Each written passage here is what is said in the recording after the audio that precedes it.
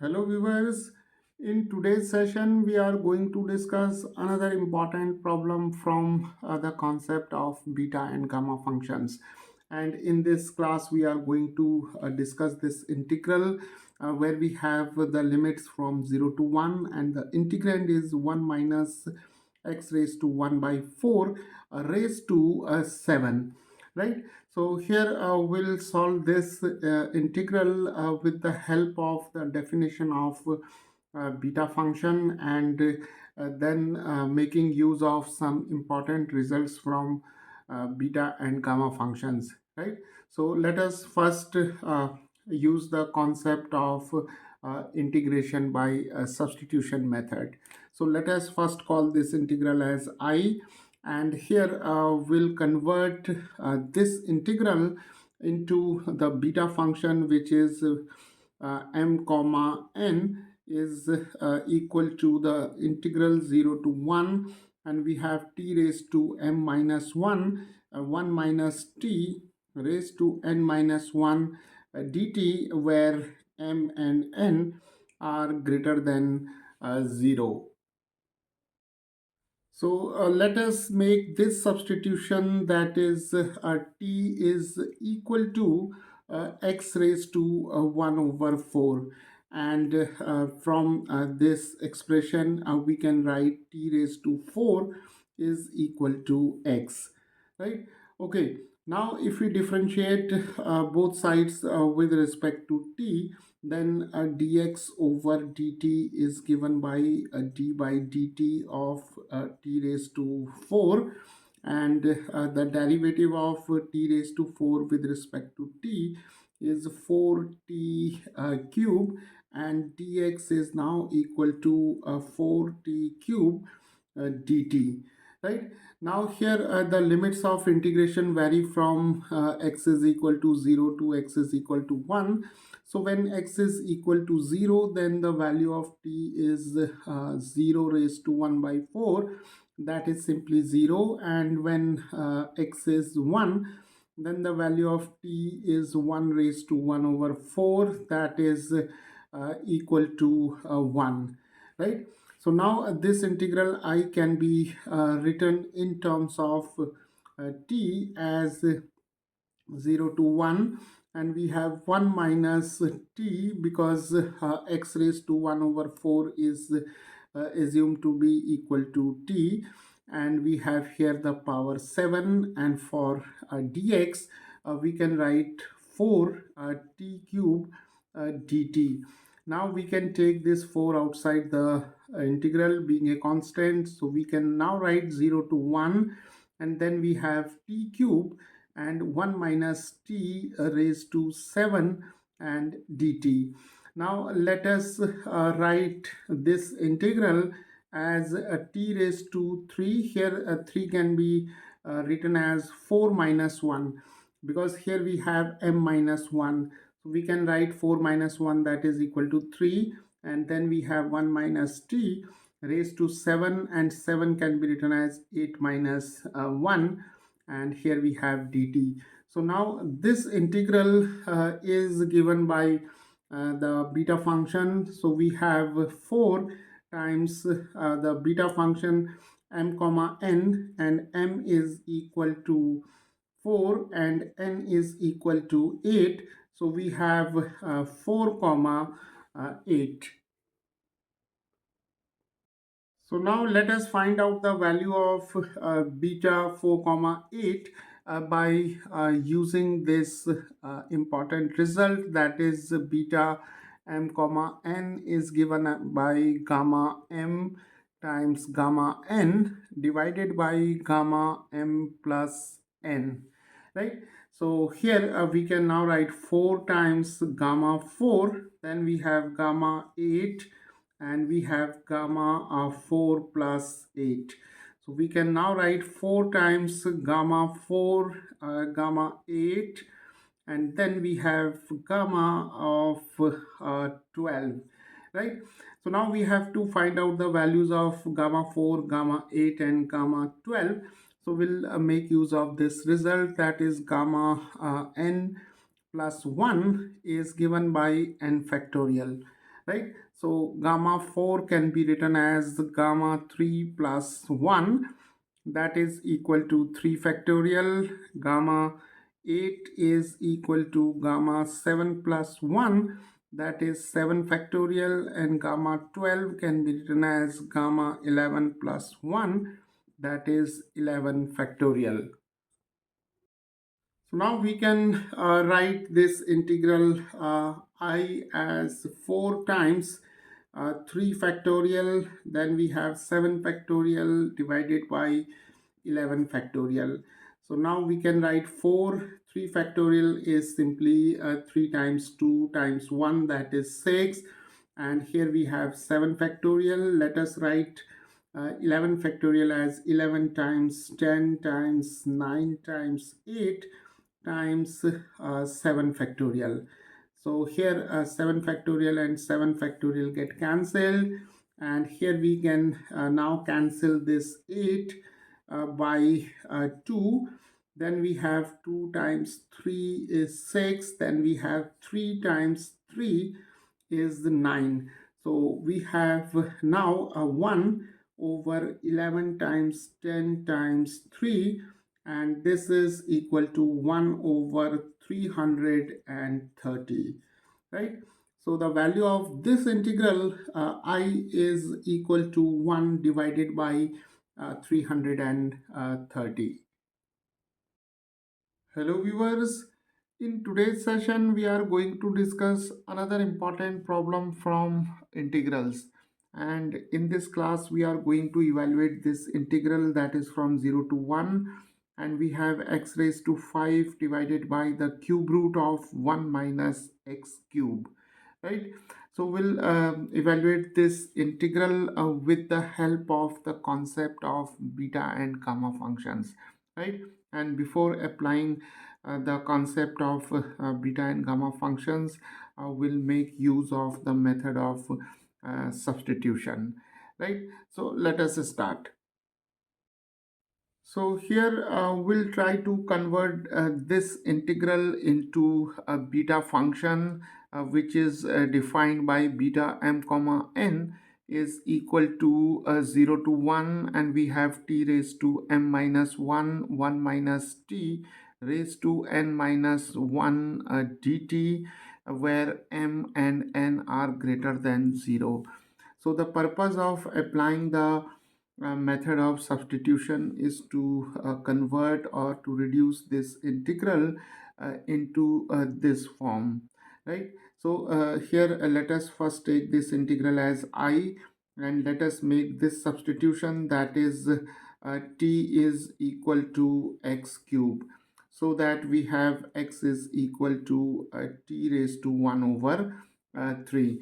Now let us differentiate x with respect to t to get the value of dx. So we have dx over dt, that is equal to d by dt of t raised to 1 over 3, and using the power rule here, that is d by dt of t raised to n is given by nt n minus 1.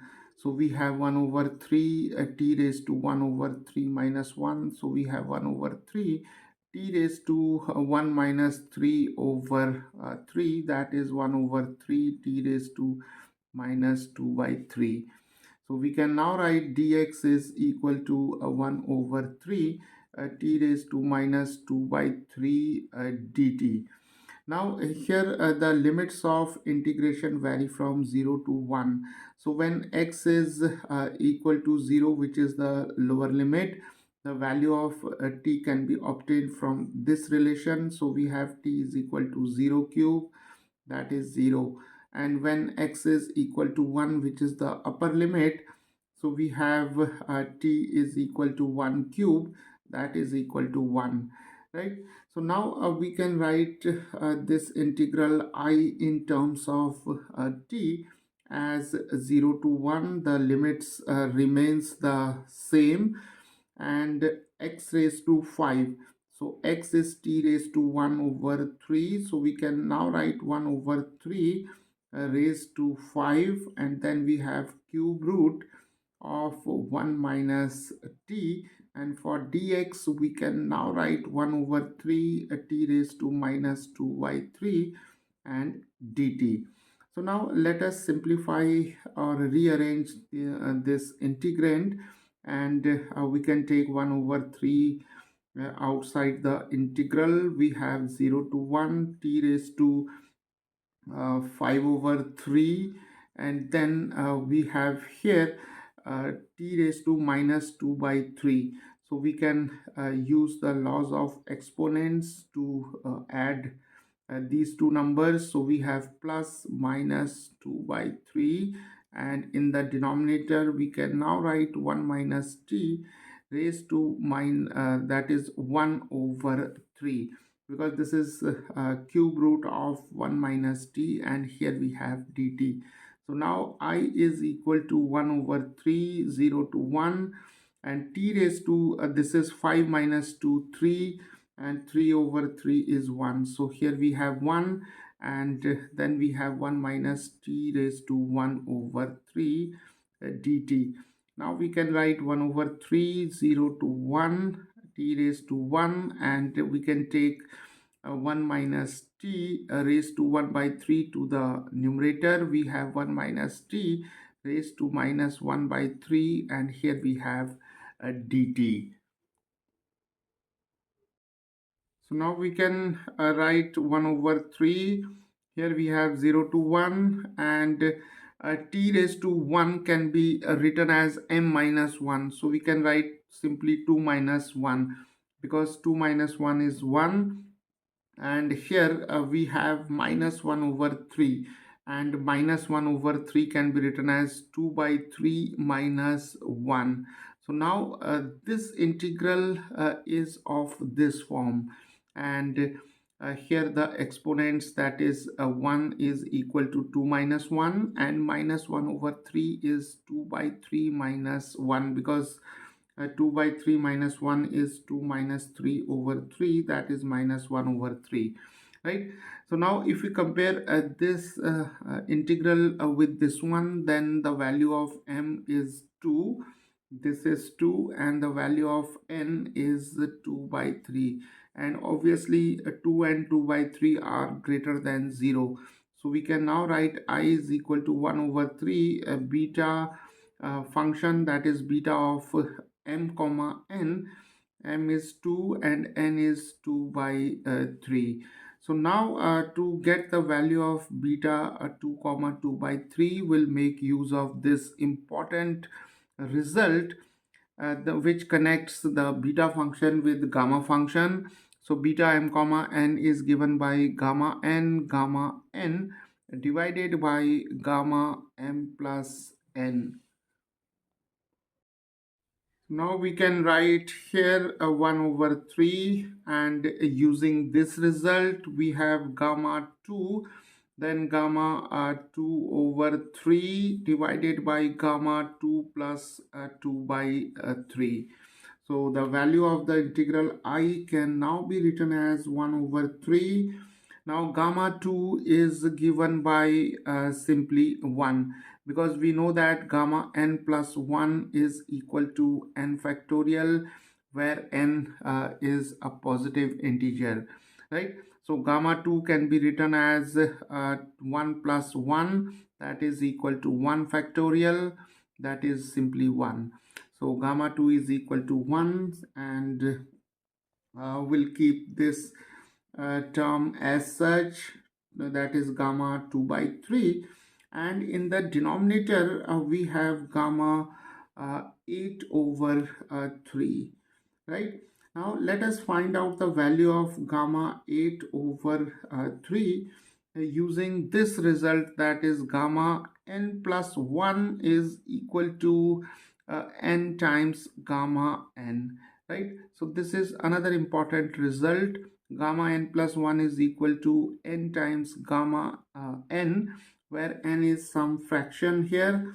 So we can now write here we have a positive fraction, that is 8 over 3. So 8 over 3 can be written as 5 over 3 plus 1, that is of the form gamma n plus 1.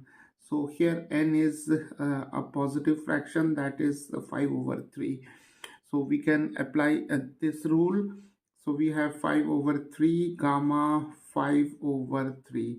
Now further 5 over 3 can be written as 2 over 3 plus 1. Now again this term is similar to this one, n plus 1, and again n is a positive fraction, that is 2 by 3. So we have 5 over 3, and applying this rule we have 2 over 3 gamma 2 over 3, right?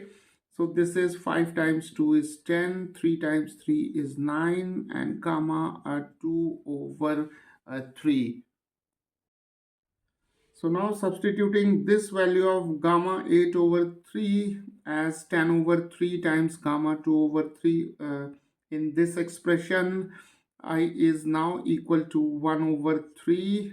This is 1, and we have simply gamma 2 over 3, and this is 10 over 9, gamma 2 over 3. Now these two terms get cancelled, and we are left with 1 over 3 times, here we have in the denominator 10 over 3. So taking 9 to the numerator, we have 9 over 10. So this is 3 times 3, 9, that is 3 over 10. So viewers, the value of this integral I is equal to 3 over 10, which can also be written as 0.3. So the value of this integral is 0.3, or 3 over 10.